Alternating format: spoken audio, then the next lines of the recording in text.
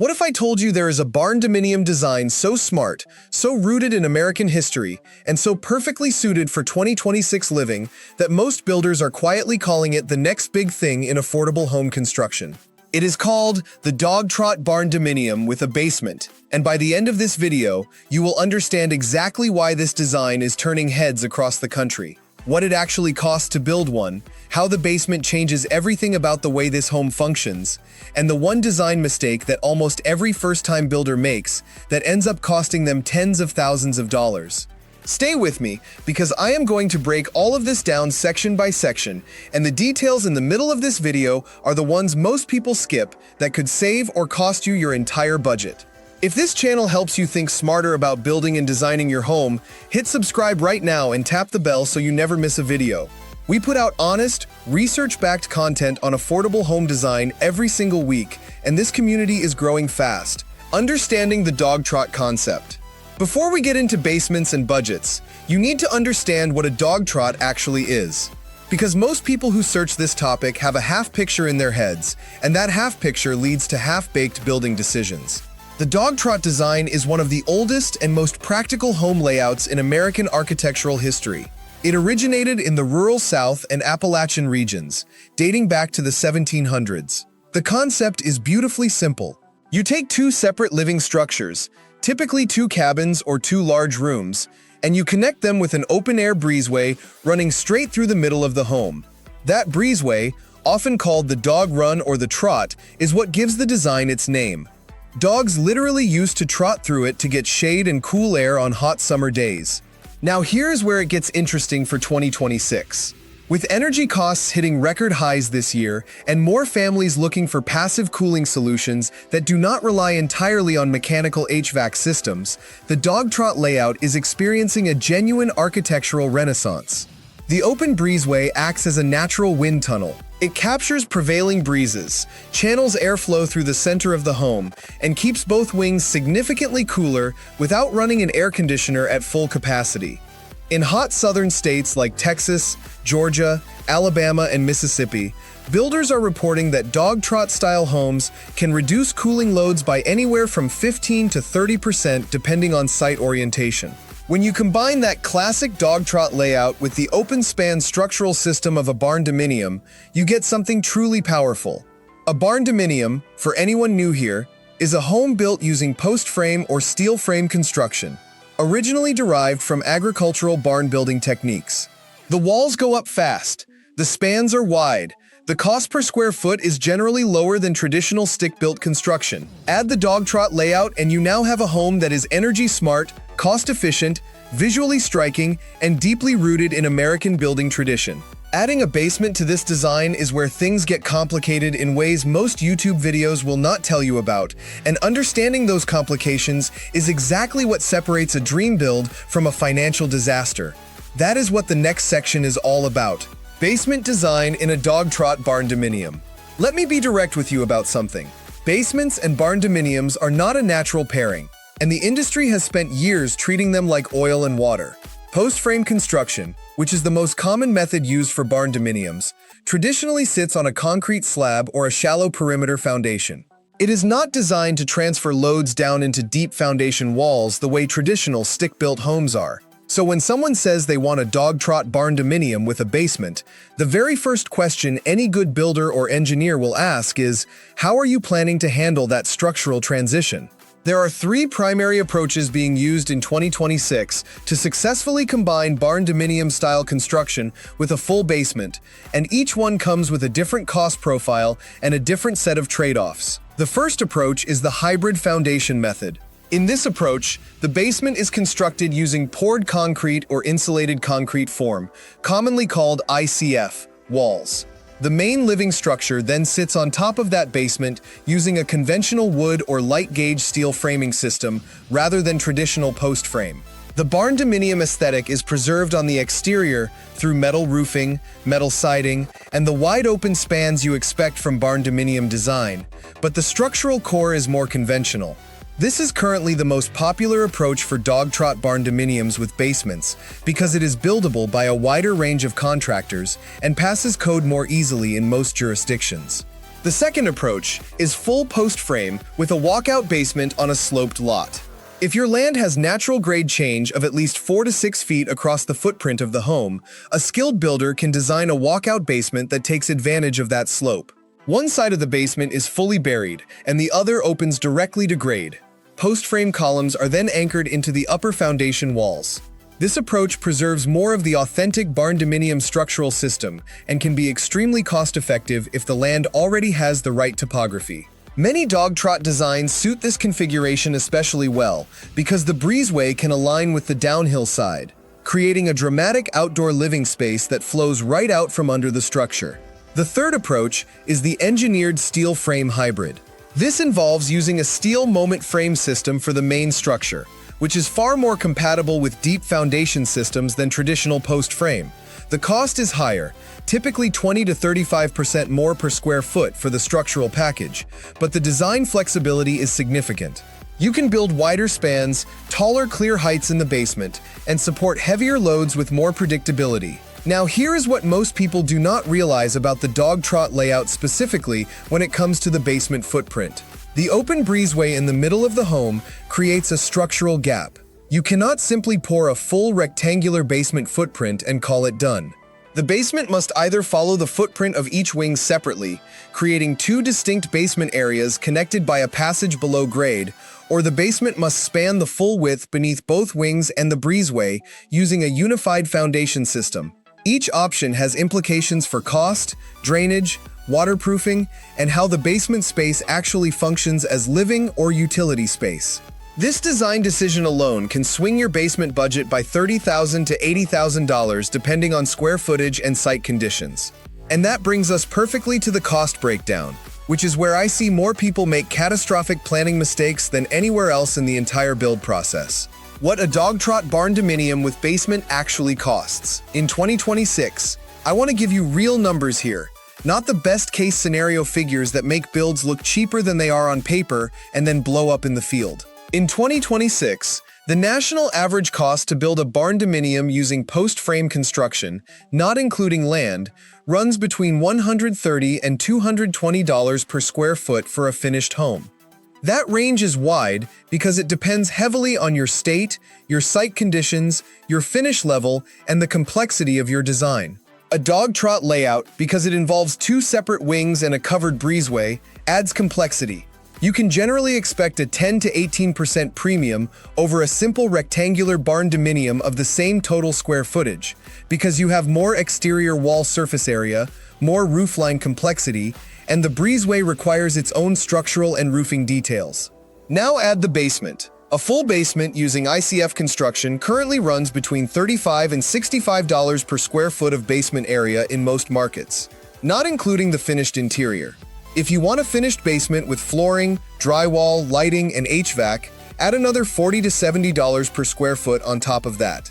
For a 1,500 square foot basement footprint, you are looking at a rough cost range of $112,000 on the conservative end to $202,000 or more on the upper end. And that is before you put a single dollar into the above-ground structure. Let me put together a realistic total picture for a mid-range Dogtrot barndominium with a partial finished basement.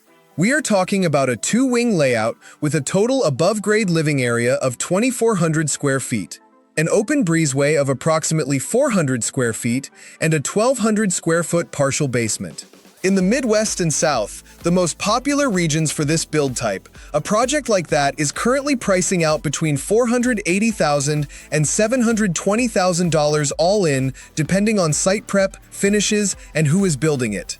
Owner-builders who take on general contracting themselves are shaving 15 to 25% off those numbers in markets where they can source their own subs and suppliers.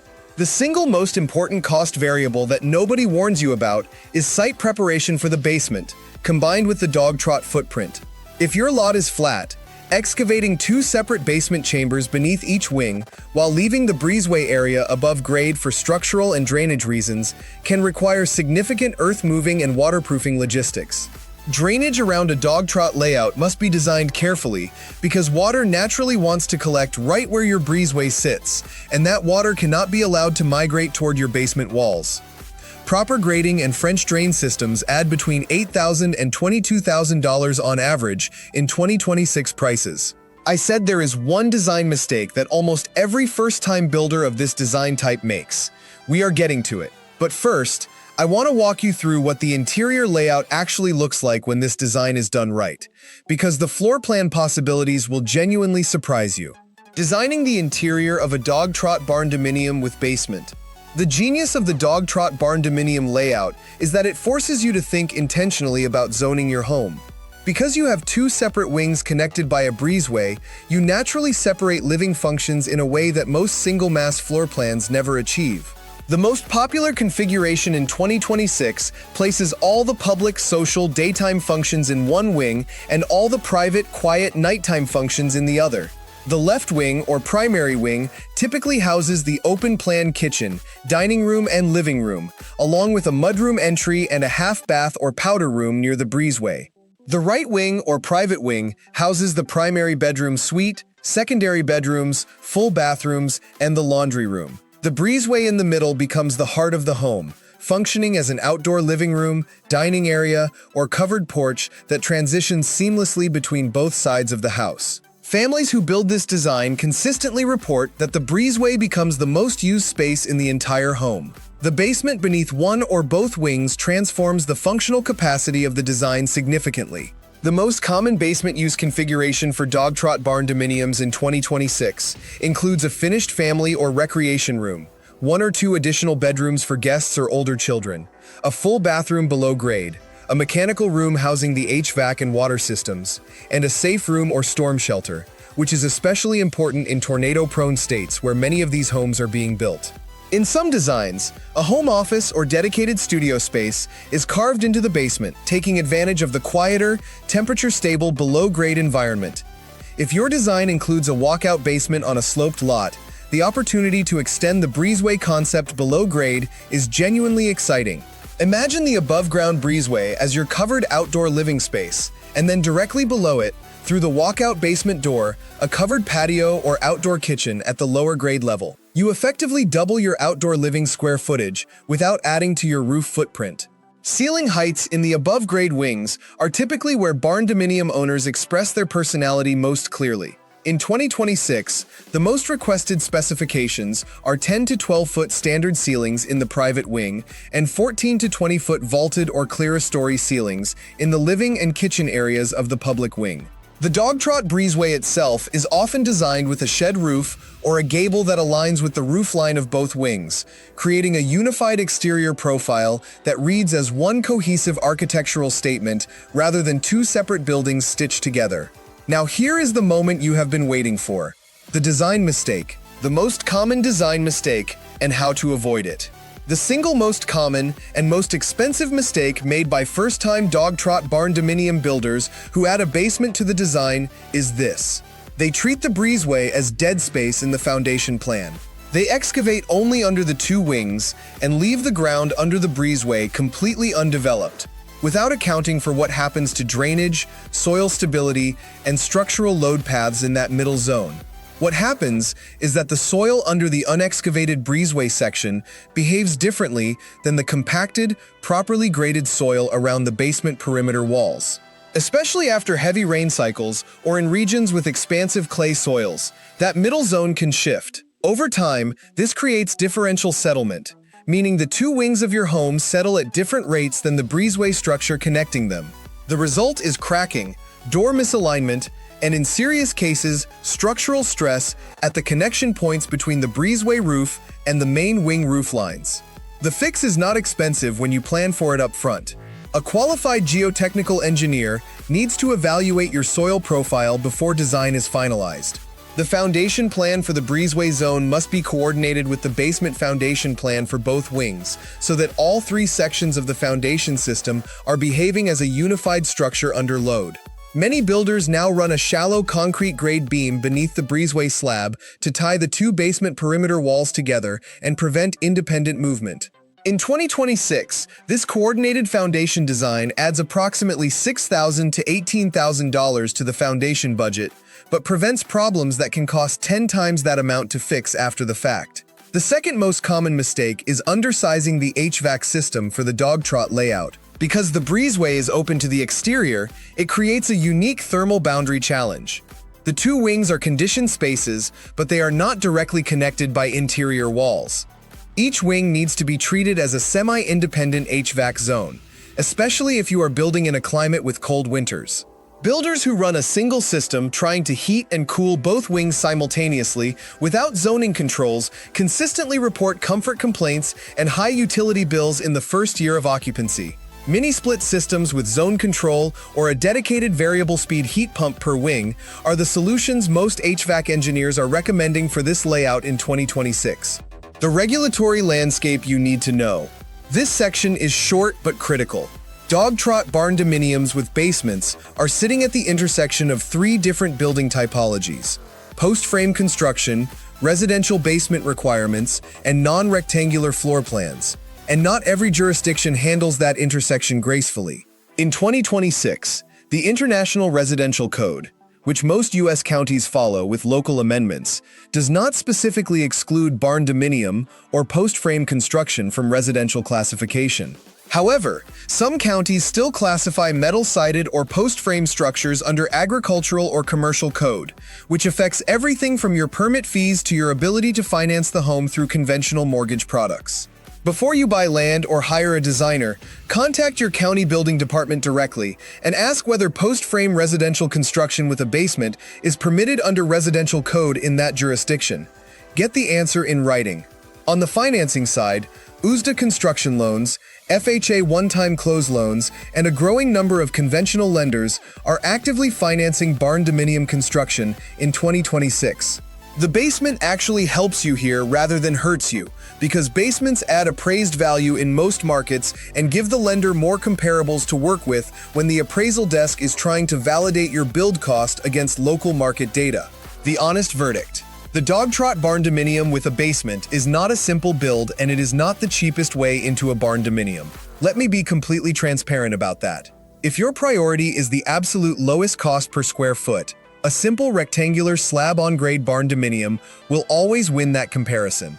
But if what you want is a home that has architectural character rooted in genuine American tradition, passive cooling advantages that meaningfully reduce long-term energy costs, a natural separation of living zones that suits multi-generational families or anyone who values acoustic privacy within their home, additional square footage below grade that does not show up in your main floor footprint, and a design that holds and often grows in appraised value because it is distinctive without being weird, then the Dogtrot barndominium with a basement is one of the most intelligent residential investments you can make in 2026. The families and owner builders who are pulling this off successfully right now share a few things in common.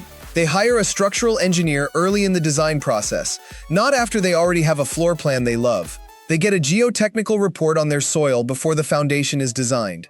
They communicate clearly with their county building department before breaking ground.